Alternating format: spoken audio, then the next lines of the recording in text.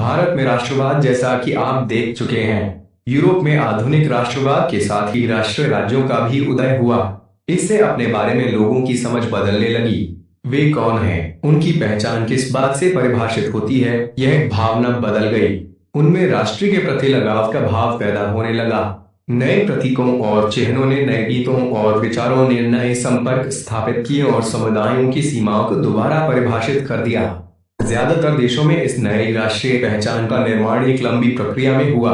आइए देखें कि हमारे देश में यह चेतना किस तरह पैदा हुई।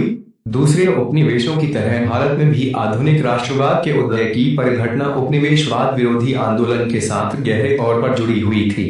औपनिवेशिक शासकों के खिलाफ संघर्ष के दौरान लोग आपसी एकता को पहचानने लगे थे। उत्पीड़न और दमन के साझा भाव ने विभिन्न समूहों को एक दूसरे से बांध दिया था, लेकिन हर वर्ग और समूह पर उपनिवेशवाद का असर एक जैसा नहीं था। उनके अनुभव भी अलग थे और स्वतंत्रता के मायने भी भिन्न थे। महात्मा गांधी के नेतृत्व में कांग्रेस ने इन समूहों को इकट्ठा करके एक विशाल आंदोलन खड़ा किया, परंतु इस एकता में टकराव के बिंदु भी निहित थे।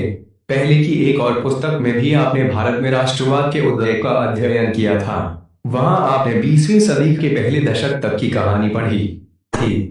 इस अध्याय में हम 1920 के दशक से आगे अध्ययन करेंगे और असहयोग आंदोलन तथा सविनय अवज्ञा आंदोलन के बारे में पढ़ेंगे। हम ये देखेंगे कि कांग्रेस ने राष्ट्रीय आंदोलन को विकसित करने के लिए किस तरह के प्रयास किए। इस आंदोलन में विभिन्न सामाजिक समूहों ने किस तरह हिस्सा लिया और किस तरह राष्ट्रवाद ने लोगों की कल्पना को नई उड़ान दे दी।